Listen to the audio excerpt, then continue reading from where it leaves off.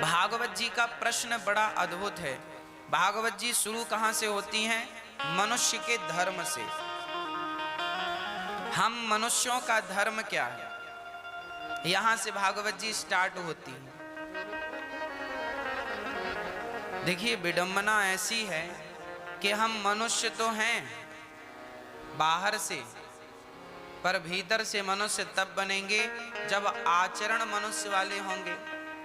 यदि आचरण मनुष्य वाले नहीं है तो हम बाहर से मनुष्य जैसे दिख रहे हैं बट मनुष्य हैं नहीं। जैसे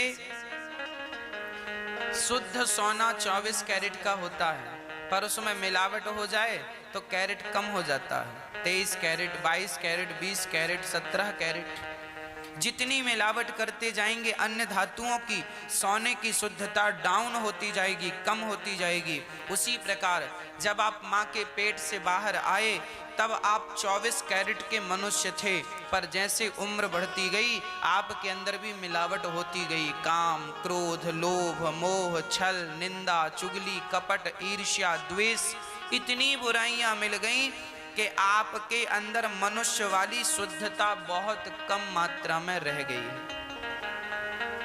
आज पूछा जाए आपसे कि आप मनुष्य हैं, तो आप कहेंगे मनुष्य हैं। तो क्या मनुष्यों का यही लक्षण है कि वो झूठ बोलें? शुद्ध मनुष्य कौन है? आज इस संसार में बताइए, शुद्ध मनुष्य कौन है? बताओ। ऐसा नहीं है कि नहीं है, कौन है? और आपके आसपास हैं, बताओ कौन? कौन? छोटे छोटे बच्चे। ये जो छोटे बच्चे होते हैं ना, ये 24 कैरेट के अर्थात शुद्ध मनुष्य हैं, क्योंकि बच्चे कभी झूठ नहीं बोलते। पहला, बच्चों के अंदर कपट नहीं होता। दूसरा, बच्चे छल करना नहीं जानते। तीसरा, बच्चे अहंकार करना नहीं जानते। चौथा, बच्चों के अंदर सहजता और सरलता होती है। पांचवा, ये सारे गुण किसके अंदर पाए जाते हैं? और भी हो सकते हैं। बच्चों को क्रोध, बच्चों के अंदर बदले की भावना नहीं है। माना कि किसी बच्चे को गुस्सा आता है, छोटा बच्चा उसे गुस्सा आता है, माना कि गुस्सा आता है, पर गुस्से आपको किसी ने एक थप्पड़ मार दिया गाल में तो आप देखो आग बबूला हो जाते हैं। और छोटे से बच्चे के गाल में थप्पड़ मारो तो रोता है, और 2 मिनट बाद उसे अपनी गोद में लेंगे तो तुरंत आ जाएगा। अर्थात उसके अंदर कोई ईर्ष्या द्वेष नहीं है कि तुमने मारा है। और आप किसी 20 साल के आदमी को मारो एक थप्पड़ और कहो आजा, लाठी लेके आएगा, तेरी टांग तोड़ू। अर्थात छोटे से बच्चे में और हम में कितना अंतर हो गया। हम भी तो छोटे थे तब सरल हुआ करते थे। छोटे से बच्चे के अंदर कोई वासना नहीं है। छोटे से बच्चे को आप कपड़ा पहनाओ या मत पहनाओ, उसे कोई फर्क नहीं पड़ता, क्योंकि उसके अंदर किसी भी प्रकार की वासना नहीं है। जैसे छोटे से बच्चे हैं मेरी माँ, बिल्कुल सहज, बिल्कुल सरल, उसी प्रकार जिस दिन आप इतने ही सहज, इतने ही सरल बन जाएंगे, उस दिन आप पूर्ण मनुष्य कहलाएंगे। भगवान ने तुम्हें पूर्ण मनुष्य बनाया था। छोटे से थे ना, माँ के पेट से आए ना, तब 24 कैरेट के मनुष्य थे, पर संसार में आप आए और यहाँ मिलते मिलते लोगों से आपके अंदर गंदगी भरती गई, कचरा भरता गया। जैसे पानी जब आकाश से गिरता है, बारिश का पानी, तो आप बारिश का पानी पी सकते हैं, इतना शुद्ध होता है, पर वो जैसे ही जमीन में गिरा अशुद्ध हो जाता है। कहो हाँ कि ना? भूमि परत भा ढावर पानी, जिम जीवहि माया लपटानी। जैसे आकाश का पानी, बादलों का पानी जमीन पर गिरता है, गिरते ही अशुद्ध हो जाता है। वही पानी की बूंद नाले में गिरी तो वो नाला बन गया, पानी की बूंद गंगा में गिरी तो गंगा बन गई, पानी की बूंद आपके घर की छत पे गिरी तो गंदी होके नीचे गिर गई वो। कहने का तात्पर्य यह है, भगवान के घर से जो चलता है, चाहे पानी चले चाहे इंसान चले, सब शुद्ध ही चलते हैं। भगवान ने तो बेहतर क्वालिटी दी थी, क्वालिटी मेंटेन की थी और आपकी क्वालिटी यहां बिगड़ गई। आपके अंदर वासनाएं भर गई, दुर्वासनाएं भर गई, दुर्गंध भर गई। अब तो आचार विचार भी अच्छे नहीं हैं लोगों के, झूठ भी बोलते हैं लोग। इसका अर्थ यही हुआ कि आप अब मनुष्य नहीं हैं। मनुष्य उच्च क्वालिटी का मनुष्य बच्चा है और आप इतने अपने आचरण से गिरते गए, व्यवहार से गिरते गए, बोली भाषा से गिरते गए कि आपकी क्वालिटी बिल्कुल डाउन हो गई है। आप बताओ आप कितने परसेंट मनुष्य हैं? अब बताओ। रावण कहता है हम काहू के मरहि न मारे, बानर मनुज जाति दुई बारे। रावण कहता है हम किसी से ना मरे, ऐसा वरदान दो ब्रह्मा जी। ब्रह्मा जी ने कहा ऐसा वरदान हम नहीं दे सकते भाई, मरना तो पड़ेगा। तो रावण बोला फिर दो लोगों से मर जाएं। किससे? बानर मनुज, या तो बंदर से मरे या तो मनुष्य से मरे। किसी ने कहा रावण तुमने बड़ा सस्ता वरदान मांग लिया, अरे कोई भी बंदर तुम्हें मार डालेगा। रावण बोला बंदर हमारा भोजन है, भोजन थोड़ी मारेगा, आएगा पका के खा लेंगे। और मनुष्य भी हमारा भोजन है। रावण कैसा है?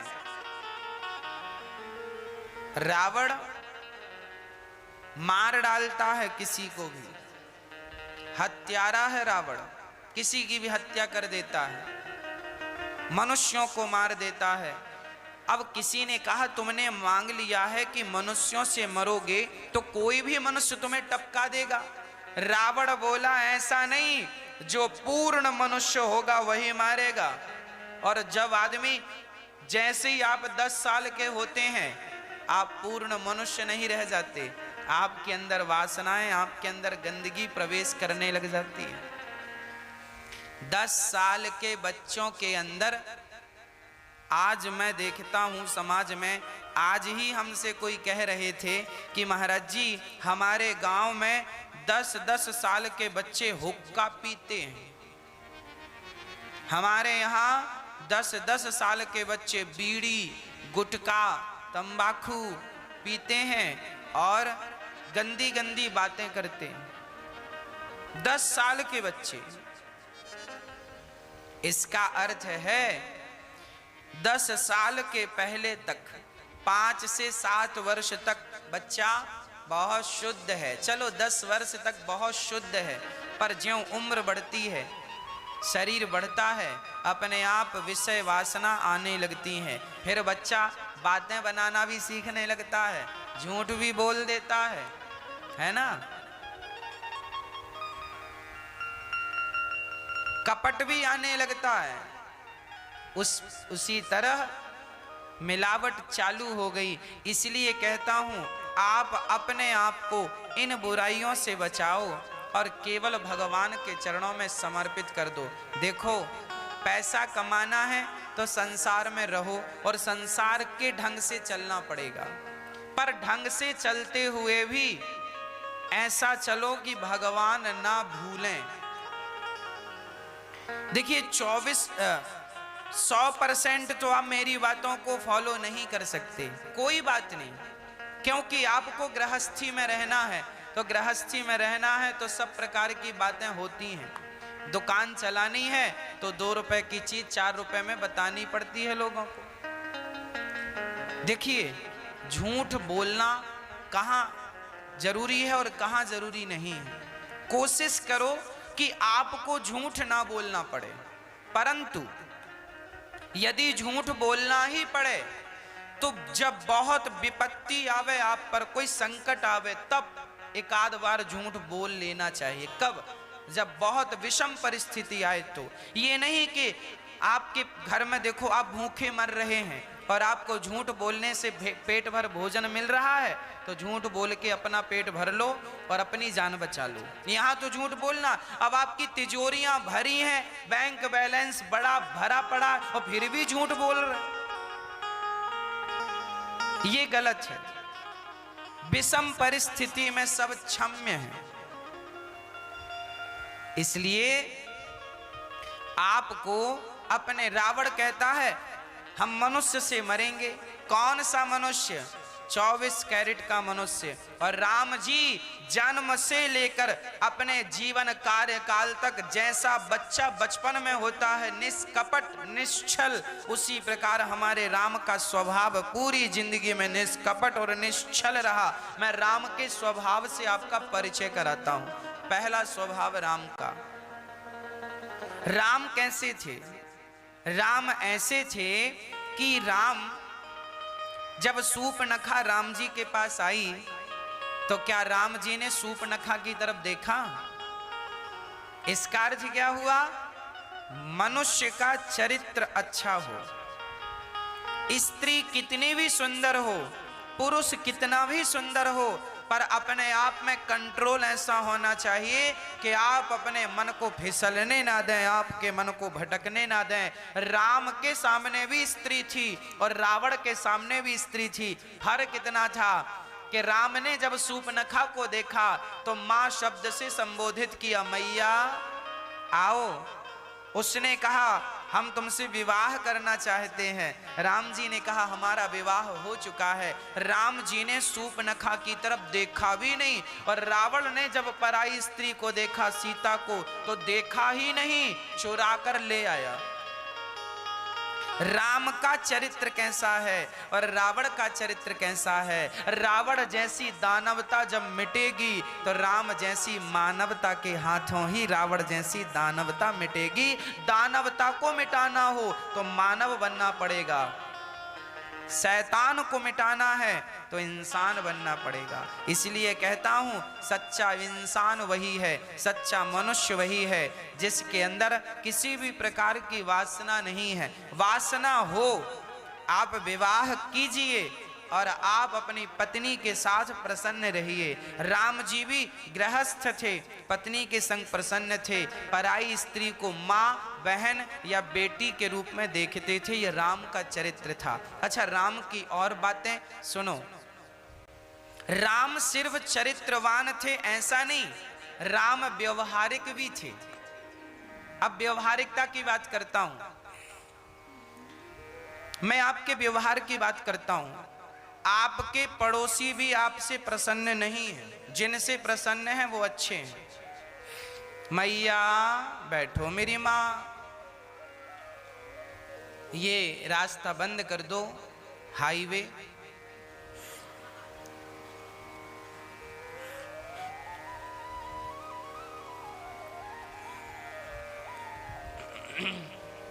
बैठ जाओ मैया। अच्छा, राम जी कितने व्यवहार कुशल थे जरा वो समझिए। कैसे थे राम जी? आप अपने पड़ोसियों से दोस्ती नहीं कर पाते, आपका बोलचाल पड़ोसियों से नहीं है, आपके पड़ोसी आपसे प्रसन्न नहीं है। और राम जी ने रावण से लड़ने के लिए जंगल के बंदर भालुओं की सेना तैयार कर ली कि नहीं? कहो हाँ कि ना। राम जी व्यवहार कुशल ना होते तो राम जी के सपोर्ट में लोग लड़ते क्यों? रावण कम पावरफुल था क्या? रावण को आप हल्के में ना लीजिए, रावण बहुत पावरफुल था, पर राम जी व्यवहार कुशल थे। राम जी अपनी मुस्कान से, अपने आचरण से, अपने व्यवहार से लोगों को आकर्षित कर लेते थे। राम, इसलिए कहता हूं सफल व्यक्ति का व्यवहार भी अच्छा होना चाहिए सबके प्रति। आज लोग मार खा जाते हैं अपने स्वभाव से। आज थोड़ा सा पैसा आ जाए किसी के पास तो लोग अपना स्वभाव बदल लेते हैं। अरे हम तो बड़े आदमी, तुमसे क्यों बात करेंगे, तुम तो 2 कौड़ी के आदमी हो। गलत है ये, गलत है ये। व्यवहारिकता ऐसा नहीं आदेश देती कि आप किसी को दो कौड़ी का समझें। अरे जिसे आप दो कौड़ी का समझ रहे हैं, जब पांव में कांटा लगता है ना, तो पास में पड़ा दो कौड़ी का कांटा ही आपको दर्द से निजात दिला देता है। जिसे आप दो कौड़ी का समझ रहे हैं, पता नहीं वो व्यक्ति कब आपकी जरूरत बन जाए, कब आपका काम कर दे, कब आपको सफल बनाने में उसका हाथ हो जाए। इसलिए व्यवहार बना के चलिए, व्यवहार बिगाड़ने में बहुत नुकसान है। भाई गंदा पानी भी पीने के काम भले ना आए, पर आग बुझाने के काम तो आता है। रिश्ते पुराने से पुराने हैं, उन्हें रखे रहिए संभाल के, बिगाड़िए मत, क्योंकि रिश्ते कभी ना कभी काम आते जरूर हैं। आपका अपना व्यवहार है वो कभी काम आएगा, हाँ या ना। इसलिए मुझे एक घटना याद आ गई कि एक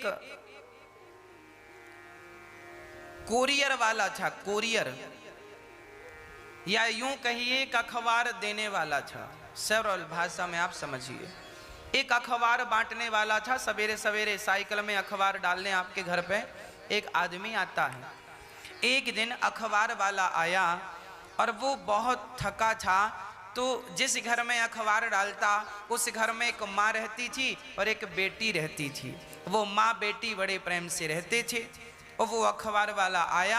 आज वो अखबार वाला बड़ा उदास था, परेशान था। तो वो बेटी ने कह दिया, वो जो अखबार लेती थी, भैया आप उदास हैं, क्या हुआ? उसने कहा, आज मुझे बड़ी भूख लगी है, कल रात को मैंने भोजन नहीं किया और कोई व्यवस्था नहीं हो पाई, मैं किराए के घर पर रहता हूँ और मेरी हिम्मत नहीं थी बनाने की और कुछ सामान भी नहीं था, सो मैंने भोजन नहीं बनाया, बड़ी भूख लगी है। तो वो लड़की बोली, आप एक काम करो, मैं आपके लिए भोजन मेरा तैयार है, आप भोजन कर लो। अखबार वाला बोला, भोजन करूंगा तो फिर ये अखबार लेट हो जाएगा लोगों तक। उसने कहा कोई बात नहीं, मैं दूध लाती हूँ। वो खड़ा रहा, अंदर से गई, मिश्री डालकर बढ़िया गाढ़ा सा दूध लाई, भैया ये गिलास भर दूध पी लो। उसने दूध पिया, उसका धन्यवाद दिया, हाथ जोड़कर प्रणाम किया, चला गया। वो अखबार वाला, उसका समय बदल गया। अखबार डालते डालते उसकी लिंक ऐसी हो गई कि किसी ने उसे गोद ले लिया और वो गरीब था, उसकी पढ़ने की इच्छा थी, किसी ने उसे पढ़ा लिखा दिया और वो पढ़ लिख कर बहुत बड़ा डॉक्टर बन गया। जब डॉक्टर बना तो उसने एक बहुत बड़ा हॉस्पिटल बनाया और आज संयोग देखिए, हॉस्पिटल में वही लड़की अपनी माँ को लेकर चली गई। उसे पता नहीं था ये हॉस्पिटल किसका, वो तो चली गई। और जब गई तो क्या हुआ, बोले इन्हें बहुत प्रॉब्लम हो रही है, दिल धड़क नहीं रहा है और श्वास बार बार रुक जाती है, ऑक्सीजन की कमी है, कुछ कुछ प्रॉब्लम है। डॉक्टरों ने भर्ती किया, इलाज हुआ और जब इलाज संपन्न हुआ तो बिल बन के आया। बिल था 14 लाख रुपए, 14 लाख का इलाज। बहुत कंडीशन बुरी थी माँ की, पर डॉक्टर ने कवर किया। 14 लाख रुपए का बिल आया। वो लड़की रोने लगी, हे भगवान, अभी तो बीमारी से मरना था, अब इस बिल से मर जाएंगे, इतनी औकात नहीं है कि हम 14 लाख रुपए दे सकें। और भैया आपने बताया क्यों नहीं? वो माँ बोली, बताया क्यों नहीं, कितना खर्चा है, हम तो इलाज ही नहीं कराते, मर जाते। तभी वो बिल के नीचे लिखा था, आपका बिल चुक गया है। और नीचे लिखा था, बहन आपने आज के 10 साल पहले ही बिल चुका दिया है। वो लड़की समझ नहीं पाई कौन है। तभी वही डॉक्टर जिसे उसने एक गिलास दूध पिलाया था, वो व्यक्ति आकर खड़ा हो गया। अरे आप अखबार वाले भैया हैं? हाँ हाँ, हम वही अखबार वाले हैं जिन्हें आपने एक गिलास दूध पिलाया था। उस एक गिलास दूध की कीमत, जब आप मेरे पे मुसीबत थी तो आपने मेरा संकट दूर किया, जब आप पे संकट आया तो मैंने आपका संकट दूर किया। आपने एक गिलास दूध पिलाया था, ये रही एक गिलास दूध की कीमत। 14 लाख रुपए माफ कर दिए उसने। माँ को प्रणाम किया, कहा कभी भी जरूरत पड़े आपका भाई खड़ा है, आ जाना। कहने का तात्पर्य यह है, उस लड़की ने अखबार वाले के साथ गंदा व्यवहार करता, अरे ये तो अखबार वाला, इसकी तो गरज है, ये तो पैसे लेता, अखबार डालता है। लेकिन इंसानियत बहुत बड़ी चीज होती है। तुम्हारे घर में काम वाली बाई झाड़ू लगाती है ना, पोंछा लगाती है ना, वो भी इंसान है, उसके भी बच्चे होते हैं, उसको भी सुख दुख होता है, उसको भी दर्द होता है, उसकी भी पीड़ा होती है। आप तो ये समझते हैं पैसा लेती है, काम करती है, कोई फोकट में थोड़ी काम करती है ना। अरे भाई, कई बार ऐसा होता है कि जो बूढ़ी माँ काम वाली बाई काम करती है ना, उसकी मजबूरी होती है उसकी। कई बार देखा बूढ़े बूढ़े लोग काम कर रहे हैं, तो क्या उनका शरीर कह रहा है कि काम करो? उनका शरीर तो चाह रहा कि आराम करो, पर मजबूरी है, 2 रोटी खानी है, सो तुम्हारे घर का झाड़ू पोंछा करना पड़ता है। इसका अर्थ यह है मेरी माँ कि हम सभी को इंसानियत का परिचय देना चाहिए। ना जाने किस रूप में नारायण मिल जाए, यदि हम किसी के काम आ सकते हैं तो आ जाएं, यही सबसे बड़ी दौलत है मेरी माँ, यही सबसे बड़ा संग्रह है, यही धन का संग्रह। मैंने आपके लिए यदि 5,000 रुपए खर्च कर दिया, एक बाई झाड़ू लगाती थी और उसने हमसे कहा कि गुरुजी हमारे बेटे की आंख में कोई प्रॉब्लम है और उसका ऑपरेशन करना पड़ेगा, 5,000 का खर्चा है। बहुत पुरानी बात है, ये मेरे जीवन की बात है। झाड़ू पोंछा का काम करती थी। उसने कहा, मैं उसे मैया कहता था, मैया कैसी हो, रोज पूछता था, मैया ठीक है सब। उसने कहा आज हमारे बेटे की आँख में कोई प्रॉब्लम है तो 5,000 का खर्चा है। वो बेलदारी का काम करता था, तो ऊपर से कोई आटा खरीदने का पैसा नहीं है, दाल और नमक खरीदने का पैसा नहीं है। उस बहन ने मेरे से इतनी बात कही, और ये बात उसने कही, तुरंत उससे बात करते करते मेरे दिमाग में बात बिहारी जी ने डाली कि बेटा तुझे इनकी सेवा करनी है। तुरंत मैंने कहा आप चिंता ना करो, आप सभी को ना गैस खरीदने की जरूरत है, ना दाल ना आटा, आप सभी को भरपेट भोजन गौरी गोपाल अन्न क्षेत्र से प्राप्त हो जाएगा। उस दिन से लेकर आज तक निरंतर अन्न क्षेत्र चलता आ रहा है। हजारों लोग जरूरतमंद, उस विषम परिस्थिति में बहुत लोगों ने पेट भर के भोजन लिया, अपने बच्चों के लिए, अपने पति के लिए, अपने लिए, साधु संतों ने भी और गृहस्थियों ने भी। कई जगह हमने देखा लोग निकल रहे थे प्यास से, जैसे बसों में भर भर के लोग जा रहे हैं, ट्रक में भर भर के लोग जा रहे हैं हाईवे से। जिसका घर सड़क में पड़ा तो लोगों ने कहा भैया पानी पिला दो, तो लोगों ने पानी नहीं पिलाया इस डर से कि भाई इन्हें कोरोना होगा, हमें ना हो जाए। अपनी सुरक्षा करना अच्छी बात है, पर तुम्हारे द्वार पे कोई प्यासा आ जाए तो क्या पानी पिलाना तुम्हारा धर्म नहीं है? कोई भूखा आ जाए तो क्या भोजन, कोरोना ना हो किसी को अच्छी बात है, सुरक्षा रखना अच्छी बात है, परंतु दया का भाव नहीं छोड़ना चाहिए। पिछले अप्रैल में ये हुआ कि बहुत सारे लोग प्यासे थे, लोगों के घरों में जाकर पानी भी मांगा, पर लोगों ने दरवाजे की कुंडी नहीं खोली इस डर से कि इन्हें कोरोना ना हो और हमें ना हो जाए, तो चलो हम पानी भी नहीं देंगे। मतलब विपत्ति आई, विषम परिस्थिति आई तो तुमने अपना धर्म छोड़ दिया ना, छोड़ दिया, धर्म छोड़ दिया, पानी देना भी छोड़ दिया ना। भगवान करे हम सभी को विषम परिस्थितियों से भगवान बचाएं, पर ये याद रखिएगा जब आप परोपकार करते हैं ना तो आपके सहायक भगवान होते हैं, ईश्वर हम सबके सहायक होते हैं। हृदय में दया होनी चाहिए, हृदय में करुणा होनी चाहिए, सबके प्रति समानता हो, एक भाव हो। राम जी व्यवहार कुशल व्यक्ति थे।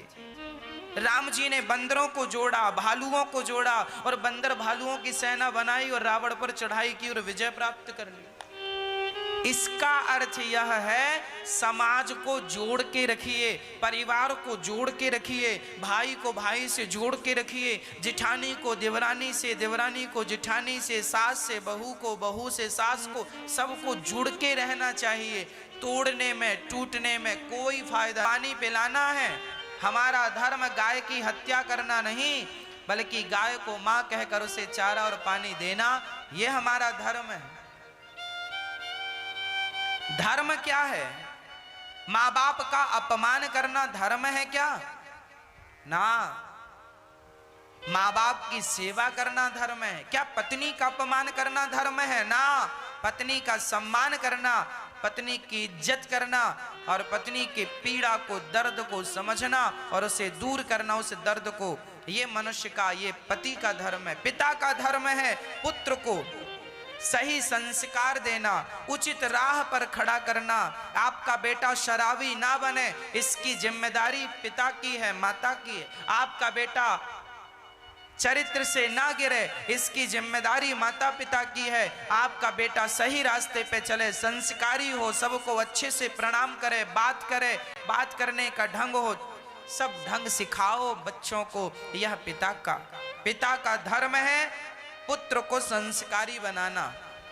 पति का धर्म है परिवार का संपूर्ण ढंग से पालन पोषण करना। पिता का धर्म है संस्कार देना, पुत्र का धर्म है माता पिता की सेवा करना। गृहस्थी का धर्म है आया हुआ अतिथि भूखा ना जाए। ये अतिथि हम सभी गृहस्थी हैं। देखिए, हर सिचुएशन का धर्म अलग है, हर स्थिति और परिस्थिति का धर्म अलग है और हमें हर धर्मों का पालन करना चाहिए। इसलिए हर प्रकार के धर्मों में सुदृढ़ता से खड़े रहिए, भागिए मत, डरिए मत, पालन कीजिए अपने धर्म का। आपके घर में कोई अतिथि आ जाए, भूखा ना जाए, साधु संत आ जाए, भूखे ना जाए। अरे रोज रोज थोड़ी आते हैं, कभी कभी आए और वो भी भूखे चले गए तो तुम्हारा सारा पुण्य लेकर चले जाएंगे, सारे जीवन का। इसलिए आया हुआ अतिथि भूखा ना जाए, यही गृहस्थों का धर्म है। पति की सेवा करना यही पत्नी का धर्म है, माता पिता की सेवा करना यही पुत्र का। अच्छा, धर्म का पालन करने से क्या होता है? धर्म का पालन करने से क्या होता है? अब सुनो, हमारे यहाँ शास्त्र कह रहे हैं जब आप धर्म का पालन करेंगे तो क्या मिलेगा? धर्म अर्थ। धर्म से अर्थ मिलता। धर्म से क्या मिलता है? अर्थ मतलब पैसा, मतलब लक्ष्मी माता। जब आप धर्म के मार्ग पर चलेंगे तो अर्थ की कभी कमी नहीं होगी। धर्म से आप चलेंगे, धर्म के मार्ग पर अर्थ बहुत कमाएंगे, अर्थात पैसा बहुत कमाएंगे। इसलिए धर्म से अर्थ है और अर्थ से क्या है? काम। बिहारी जी के मंदिर में जो बिहारी जी बैठे हैं, मंदिरों में जो विग्रह बैठा है वो साकार है, भगवान की तस्वीर है। ये बैठे हैं ठाकुर जी, ये लड्डू गोपाल जी बैठे हैं, ये साकार है। ये कौन है? इनका एक आकार है, आंख ऐसी, नाक ऐसी, गाल ऐसे, होंठ ऐसी, गला ऐसा, हृदय ऐसा, ये एक साकार है। एक परमात्मा और है जो निराकार, जिसका कोई आकार नहीं। तो प्रश्न ये खड़ा हुआ, महाराज जी फिर हम किसका चिंतन करें? हम किससे जुड़ें, साकार से या फिर निराकार से? समझते हैं, इस प्रश्न पर भी प्रकाश डालते हैं। देखो बात ऐसी है, आप एक बात बताओ, आपने अपनी मां को देखा है, अपने पुत्र को देखा है? चलो, आप सबने अपनी अपनी मां को देखा है। जरा 30 सेकंड के लिए जरा एक बार अपनी मां की इमेजन, मां का इमेजन कीजिए, तस्वीर बनाइए। मां की आकृति कैसी है, मां की आंख कैसी है, गाल कैसी है, मुंह कैसा है, मां कैसी है। एक बार आकृति बनाइए, अपने आप आपके सामने मां का चित्र आ जाएगा। आता है ना? आ गया ना? आपने इमेजिन किया, ये मां खड़ी हो गई, ऐसी मां है मेरी। आई ना मां? आई ना? मां की आकृति आई ना आंखों के सामने? मैया आई कि नहीं आई? आई।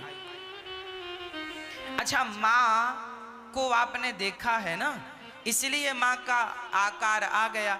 अच्छा, जिस बच्चे की माँ बचपन में मर गई है, बच्चे को पैदा करती माँ मर गई, उस बच्चे से कहा जाए बेटा तुम अपनी माँ का चित्र बनाओ, आकृति बनाओ, कैसी है इमेजिन करो। जिस बच्चे ने ना माँ की तस्वीर देखी है, ना रियल में माँ को देखा है, क्या ऐसा बच्चा कोई तस्वीर बना सकता? किस स्त्री की तस्वीर बनाएगा बताओ? क्या वो बच्चा कल्पना कर सकता है अपनी माँ की, उसकी माँ कैसी रही होगी? आपने तो बना लिया आकृति कि मेरी माँ ऐसी है, पर वो किसकी बनाएगा जिसकी माँ है ही नहीं। बात समझ में आई? इसका अर्थ यही निकला कि माँ की आकृति, अभी देखो आपकी माँ यहाँ नहीं है, पर आपने आकृति बनाई तो आपकी आंखों के सामने आपकी माँ आ गई। उसी प्रकार ये ऐसे संभव हुआ कि आपने पहले अपनी माँ को देखा है, और जब माँ दूर है, नहीं है, तो आप माँ को भाव से देख सकते हैं। उसी प्रकार जब तक भगवान के स्वरूप को देखेंगे नहीं, भगवान के विग्रह को देखेंगे नहीं, तब तक परमात्मा की आकृति कैसे बनेगी? जिस आदमी ने, अभी मैंने बोला हाथी, तो आपके आंखों के सामने हाथी का चित्र आ गया। और जिस आदमी ने हाथी देखा ही नहीं, उसको देखो, एक बार राधा रमण जी को देखो, एक बार विट्ठलनाथ जी को देखो, एक बार द्वारिकाधीश को देखो, एक बार रंगनाथ भगवान को देखो, एक बार तिरुपति बालाजी को देखो, एक बार वेंकटेश भगवान को देखो, एक बार देखो और फिर मन में बसा लो। फिर अपने घर में बैठे हो, भोजन बना रहे हो, बिस्तर पर लेटे हो, बर्तन धुल रहे हो, काम कर रहे हो, पर बिहारी जी के मंदिर में अपने आप को महसूस करते रहो, मैं बिहारी जी के चरणों में हूं। यह हुआ निराकार। बर्तन धुलती रही हो माँ और बिहारी जी के चरणों का चिंतन कर रही हो माँ, यही तो निराकार है। साकार को देखोगे तब निराकार तक पहुंचोगे। कोई डायरेक्ट कहे मैं निराकार को जानता हूं, गगरी खाली है इसकी, ज्ञान अधूरा है इसका। तो साकार और निराकार दोनों का अर्थ समझ गए आप? बात समझ में आई मेरी माँ? हाँ कि ना आई? तो सिर ऐसे ऐसे हिलाओ। आई? भागवत जी का प्रश्न है, धर्मः कम शरणम गतः। धर्म किसकी शरण में गया जब भगवान धरती को छोड़कर गए? परित्राणाय साधूनां विनाशाय च दुष्कृतां धर्म संस्थापनार्थाय संभवामि युगे युगे। जब जब भगवान आए तो धर्म की स्थापना करने आए। भगवान गए तो धर्मः कम शरणम गतः। कहाँ गया? बोले धर्म सत्य की शरण में चला। जो सत्यवादी हैं उनके पास धर्म है। भगवान के 24 अवतारों को प्रणाम किया है व्यास जी ने। नारद जी की पूर्व चरित्र सुना है। नारद जी बोले महाराज व्यास जी आज आप बड़े उदास हैं, 17 पुराण के रचयिता आज उदास हैं, क्यों? क्योंकि नारद जी कहते हैं आपने अभी तक भागवत जी की रचना नहीं की। जब तक भागवत जी नहीं लिखेंगे तब तक आपको शांति नहीं मिलेगी। नारद जी ने कहा मेरे गांव में कुछ संत आए और मैंने उनकी सेवा की और उन्होंने मंत्र दिया, उस मंत्र का मैंने जाप किया। मंत्र का जाप करने का प्रभाव ये देखिए कि मैं दासी पुत्र था, ब्रह्मा पुत्र बन गया। ये भजन का प्रभाव है। इसलिए कहता हूं दुनिया से रिश्ता रखने में कोई फायदा नहीं है। दुनिया में रहो ऐसे, कमल का पुष्प रहता है जैसे। ये समझदारी है। कीचड़ में कमल रहता है जैसे, दुनिया में रहो ऐसे। यदि ऐसे तरकीब से रहोगे तो समझदार कहलाओगे, है ना? अच्छा देखो क्या है, एक राजा ने मुझे खजाने में भेज दिया। ए भाई अनिरुद्ध यहाँ आओ। हाँ राजा साहब बताओ। आज हम आपको खजाने में भेज रहे हैं अपने। हमने कहा राजा साहब खजाने में क्या भरा है? अरे सोना हीरा मोती भरा है। हमसे कहा अनिरुद्धाचार्य जी आप हमारे खजाने में जाओ। हमने कहा राजा साहब जाएंगे तो करेंगे क्या? राजा साहब बोले जाओ तुम वृद्ध माताओं की सेवा करते हो, जितना सोना लेना है ले आओ, पर 1 घंटे का समय, 1 घंटे में तुम जितना बटोर सको बटो। हमने कहा ठीक है। तो हमने अपने तैयारी से बोरे ले आए, बोरे लेके आए और हमने तुरंत 4 आदमी किराए से पकड़े और राजा साहब से कहा सुनो 1 घंटा मतलब स्टार्ट कब हुआ अब, और तुरंत भरो भरो भरो सोना भरो, माताओं की सेवा में लगना है। सोना भरा भरा भरा खूब भरा और 25-30 बोरे भर लिए और बोरे भर के रखवाए फटाफट गाड़ी में। 5 मिनट पहले ही खाली कर दिए। साहब ये रहा तुम्हारा खजाना, आपने समय दिया ये। अब बोलो इसको समझदारी कहेंगे कि मूर्खता कहेंगे? बोलो बोलो हाँ कि ना, समझदारी कहेंगे कि मूर्खता कहेंगे? अरे कुछ तो बोलो मेरी माँ। ये समझदारी है, तुम्हें अवसर मिला है, अवसर का लाभ उठाना समझदारी है। उसी प्रकार राजा है परमात्मा, उसने संसार के तुम्हें खजाने में भेजा है। ये संसार एक खजाना है और ये खजाना ऐसा है जहां हीरा मोती भरे पड़े हैं। कौन से? राम नाम के हीरे मोती मैं बिखराऊं गली गली। राम नाम का हीरा है और समय केवल 100 साल। समेट लो जल्दी, जितना बोरा भर सकते हो अपना पुण्य का भर लो, क्योंकि मनुष्य का तन जाएगा, फिर पुण्य के तुम बोरे नहीं भर पाओगे। समझदार वही है जो मनुष्य का तन पाए और राम नाम का हीरा समेटे। सोना राम नाम का समय भर लो बोरों में, यही तुम्हारा संगी साथी है। ये अवसर मिला है, अब दोबारा मिलने वाला। इसलिए कहता हूं मेरी मां, ये जो मनुष्य का तन तुम्हें मिला है ना, ये दोबारा नहीं मिलेगा। और राजा ने दूसरे से कहा, ए भाई मगन जी तुम आओ। अब मगन जी गए, बोले हम तुम्हें 1 घंटे का समय देते हैं और सोना चांदी हीरा मोती भरा, जाओ खजाने से भर लो। अब मगन जी गए, हो सोना देख के दंग रह गए। अच्छा राजा साहब और कितना है? राजा ने वो भी दिखाया। अच्छा ये भी है, वो भी दिखाया, ये भी, हाँ ये भी है। अच्छा कितने कर्मचारी रहते हैं यहाँ इसकी सुरक्षा में? 100। अच्छा 100 लोग रहते हैं। अच्छा तो आप क्या करते हैं इतना धन का? हम ये करते हैं। कहाँ से आया ये धन? वहां से आया। अब देखो पंचायत कर रहा है और समय मिला है केवल 1 घंटा। ये बेवकूफ है कि होशियार है? ये मगन सिंह ये बातों में मगन हो रहा है। अरे समझदार तो अपन थे जो समय का सदुपयोग कर लिए। बस मेरी माँ जो पंचायत में लगा है, प्रपंच में लगा है, तुम जितनी देर में प्रपंच कर रहे हो, दूसरों की निंदा कर रहे हो, चुगली कर रहे हो, इतनी देर में तो राम नाम के हीरे मोती सोना ना जाने कितना तुम समेट लो। अपना कल्याण करने आए हो, तुम निंदा चुगली में उलझ गए। क्या करना दुनिया से, हमें क्या लेना देना? समझदार बनो, समय का सदुपयोग करो, समय का दुरुपयोग करने की जरूरत। हमें तो भगवान से रिश्तेदारी करना है। क्या रखा है दुनिया की रिश्तेदारी में? भगवान के लिए बनो।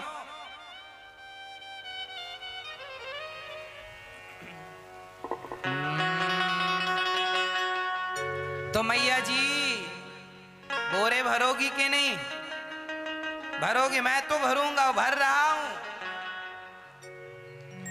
राम नाम के मोतियों से जितना भर लो सो भर लो, नहीं तो ये शरीर भी अपना साथ, ये शरीर भी कहेगा अच्छा मैं मिला था। अभी तो हम पकड़ सकते हैं, माला पकड़ सकते हैं, राम राम बोल सकते हैं, कल को ये हाथ भी काम नहीं करते। तो अभी सब साथ दे रहा है ना, तो राम नाम जप लो, ये अपना है। बाकी ये भी एक दिन साथ देना छोड़ देगा, ये शरीर है, इसकी भी गारंटी नहीं है।